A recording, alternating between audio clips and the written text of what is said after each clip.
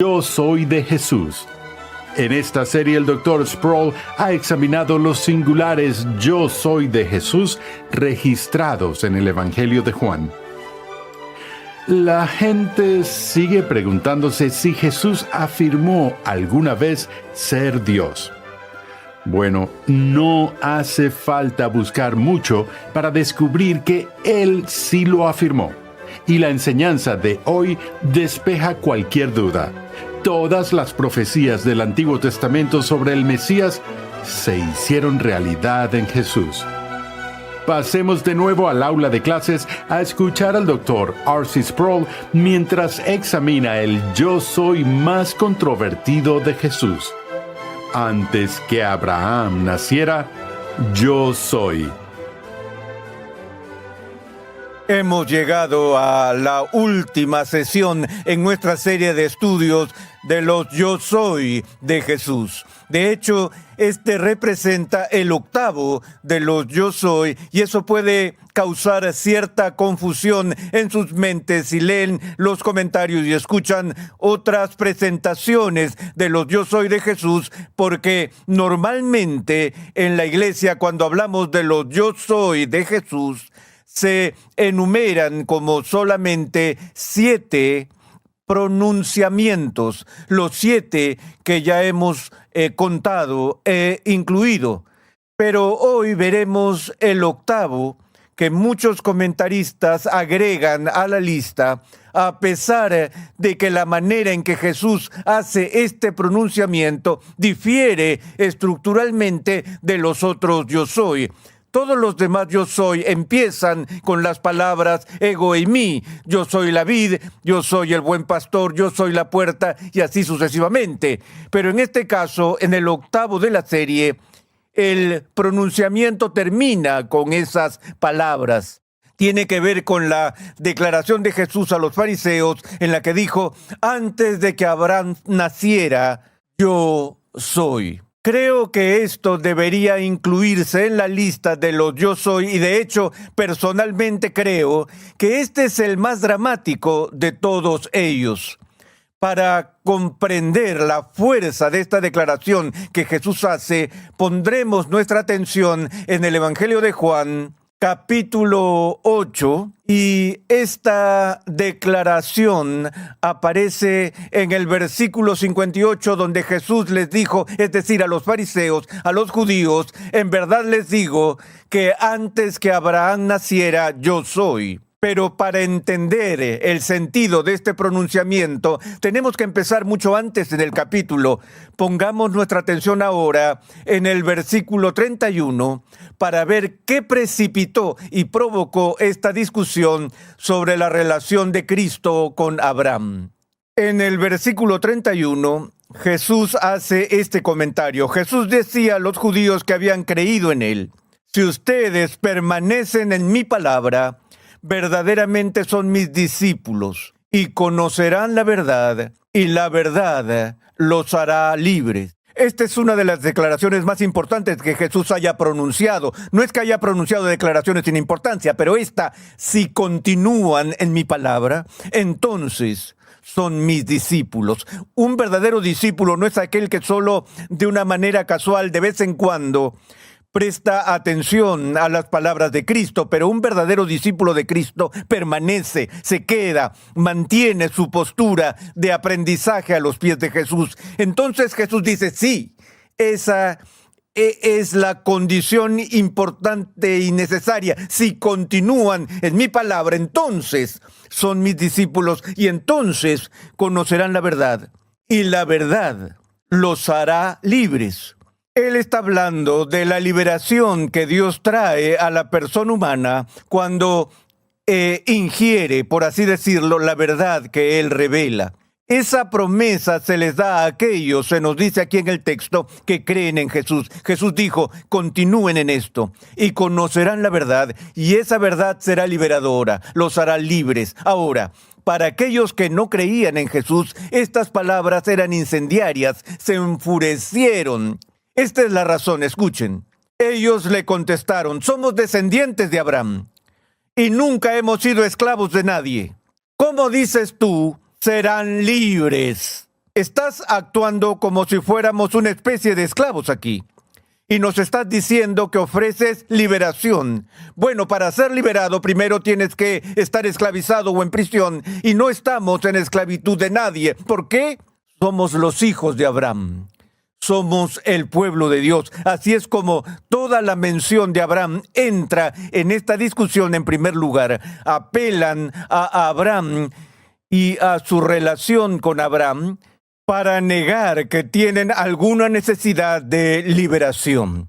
De nuevo, había muchas personas en los días de Jesús y en el Antiguo Testamento que creían que solo por haber nacido judíos lo habían logrado.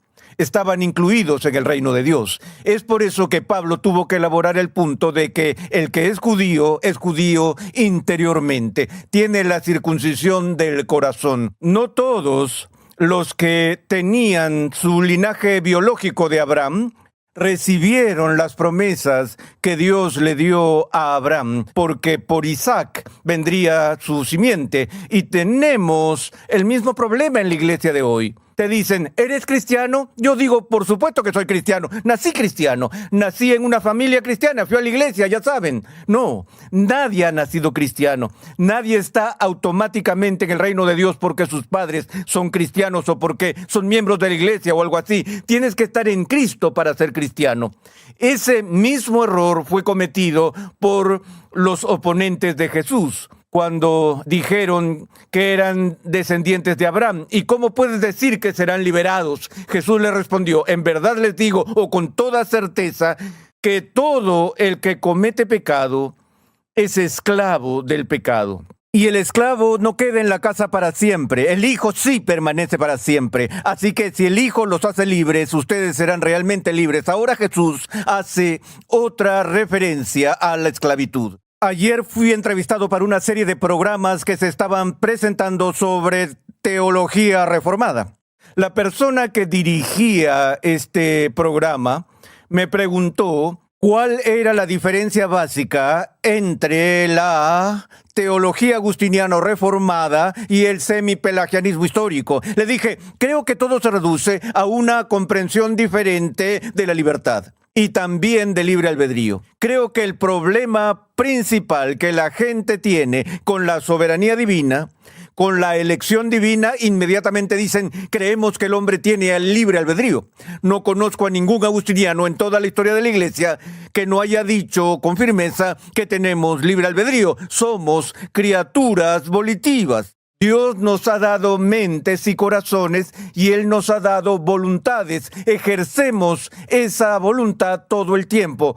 Tomamos decisiones cada minuto del día. Elegimos lo que queremos. Elegimos libremente. Nadie nos está coaccionando, poniéndonos una pistola en la cabeza y no somos robots. Los robots no tienen mentes, no tienen voluntad, no tienen corazón. Somos seres humanos, tomamos decisiones. Por eso tenemos problemas con Dios. Porque las decisiones que tomamos en nuestra condición caída son decisiones pecaminosas. Elegimos según nuestros deseos, que solo son malos de continuo, nos dice la Biblia.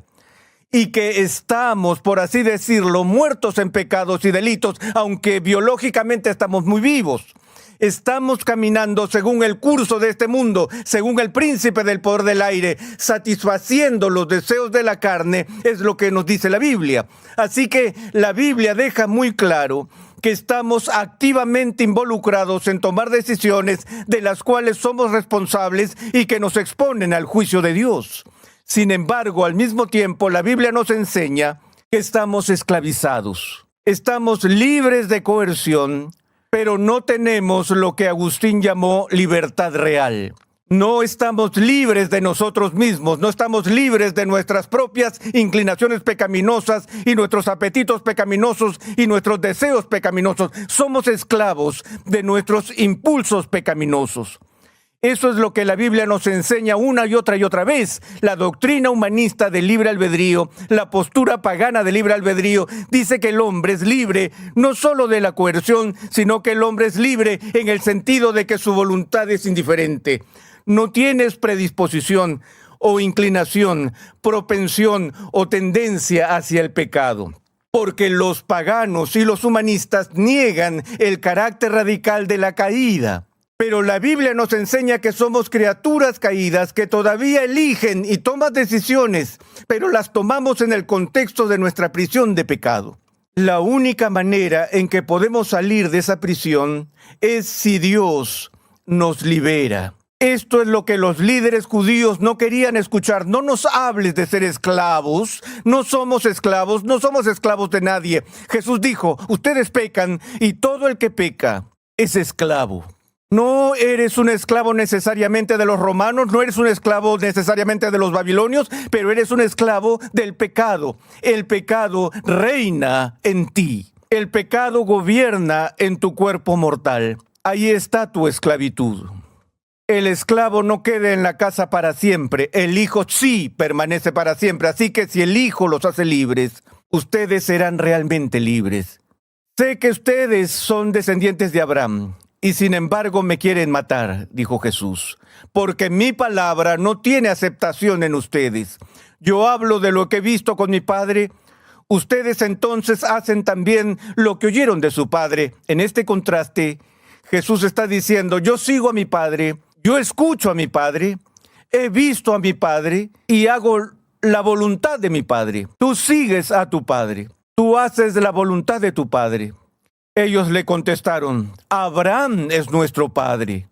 Jesús dijo, no. Si son hijos de Abraham, hagan las obras de Abraham. Pero ahora me quieren matar a mí, que les he dicho la verdad que oí de Dios. Esto no lo hizo Abraham. Ustedes hacen las obras de su padre. Ellos le dijeron, nosotros no nacimos de fornicación, tenemos un padre, Dios.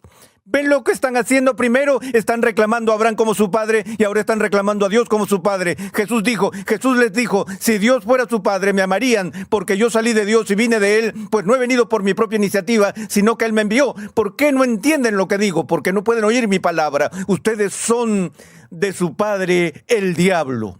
El Nuevo Testamento nos dice que por naturaleza somos hijos de ira, por naturaleza somos hijos de la desobediencia, por naturaleza somos hijos del enemigo, del maligno. Nunca somos por naturaleza hijos de Dios. La única forma en que podemos convertirnos en hijos de Dios es por adopción, porque Dios solo tiene un hijo, el monogenes, el unigénito, que es Cristo. Aquí está el único Hijo de Dios, entrando en una disputa con sus oponentes que afirman tener una relación especial con Abraham, que afirman tener una relación especial con Dios. Ahora, en nuestra cultura, de nuevo, tenemos esta idea de pluralismo y una postura inclusiva de la fe. Todas las religiones son iguales y todas las religiones reclaman a Dios como su Padre, pero nuestra cultura dice que si crees en Dios el Padre, no importa si crees en Jesús. Pero lo que Jesús dice es que no puedes creer en el Padre y no creer en el Hijo. Si rechazas al Hijo, estás rechazando al Padre que lo envió, que lo declaró y que lo vindicó para ser su Hijo. Así que este asunto de que puedes tener al Padre y no al Hijo se presenta aquí como una aguda disputa entre Jesús y los líderes judíos de su época. Si son hijos de Abraham, hagan las obras de Abraham. Ahora vean lo que Jesús está haciendo aquí. Esto es importante.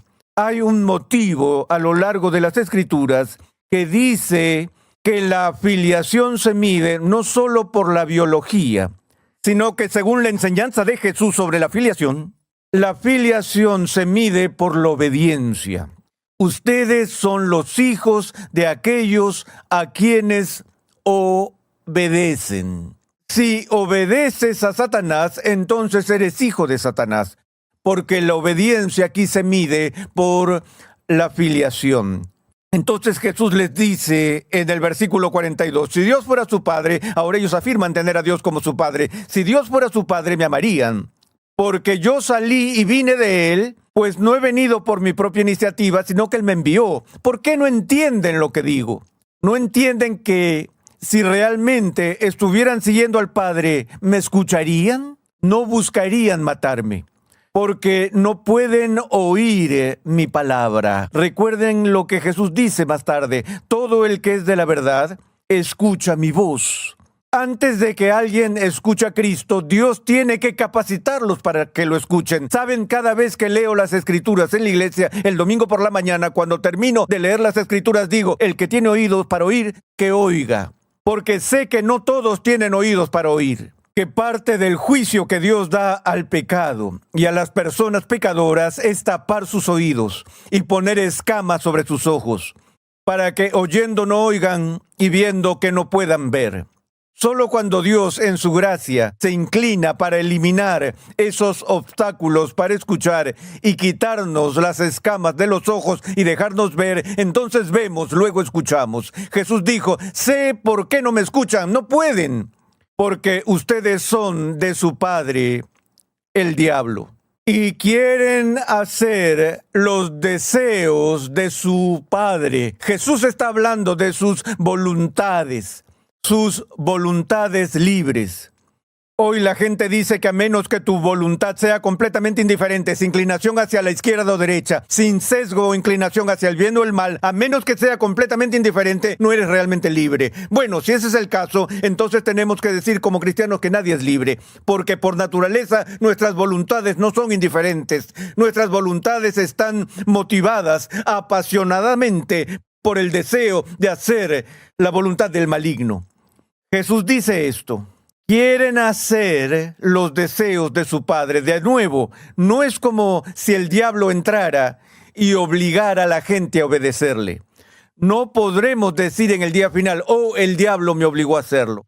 Él me obligó a pecar. No, Jesús dice que va más allá de eso. Tú quieres hacer sus deseos.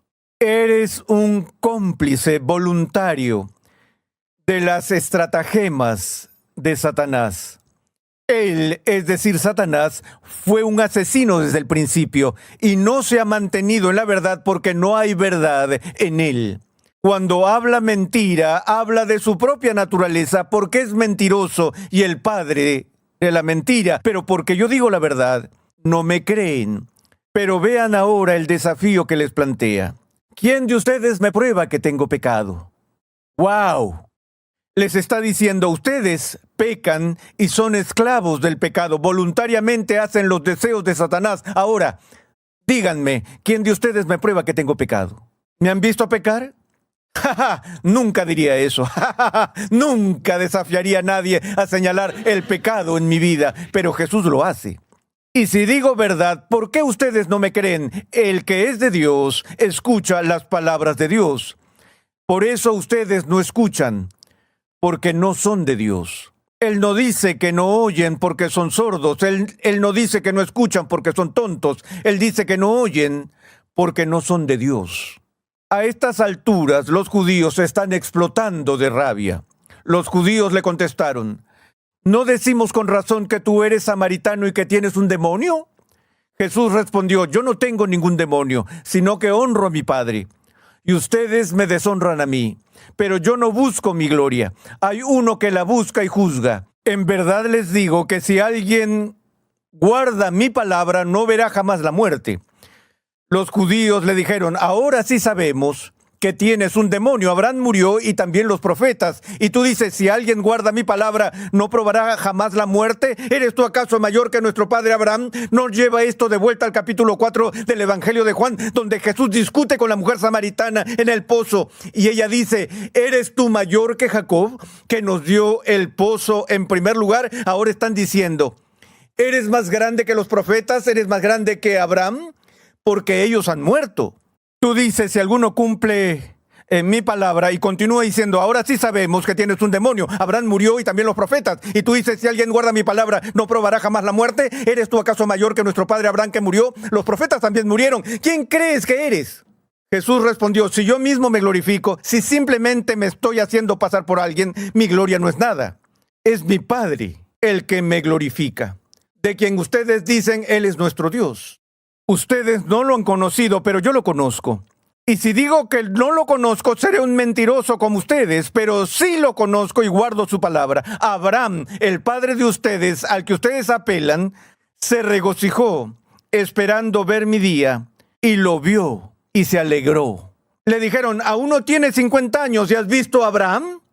Él les dijo, en verdad les digo, que antes que Abraham naciera, yo soy. No antes de que Abraham fuera, yo fui, sino que yo soy el que estaba antes de Abraham.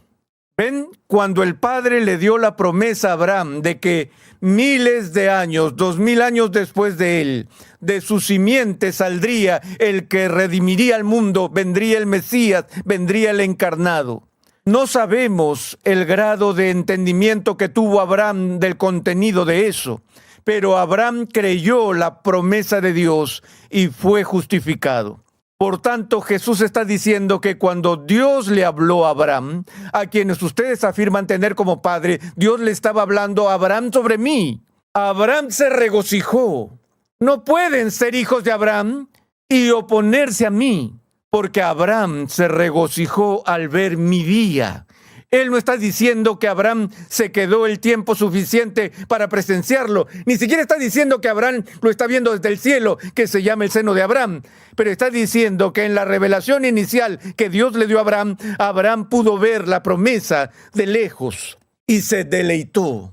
Ahora que la promesa está siendo cumplida por la encarnación de aquel que existía antes de Abraham, que era antes de toda la creación, que es el Logos eterno, que se encarna en Jesús, el que viene del seno del Padre, el unigénito del Padre. Escúchenlo de nuevo en otra referencia a ese concepto de logos que Juan introduce en el primer capítulo. En el principio ya existía el verbo y el verbo estaba con Dios y el verbo era Dios, el Dios eterno preexistente. Eso es lo que Jesús está diciendo. Antes de que Abraham fuera, ego eimi, yo soy. Ellos comprendieron su significado. Esta es una de las declaraciones de deidad más puras y sin adornos que Jesús hizo durante su ministerio. No fue pasado por alto por su audiencia, porque tomaron piedras para tirárselas. Pero Jesús se ocultó y salió del templo pasando por en medio de ellos. Y así pasó. No podían quitarle la vida, pero querían quitarle la vida en ese mismo momento porque escucharon en su reclamo un reclamo de deidad.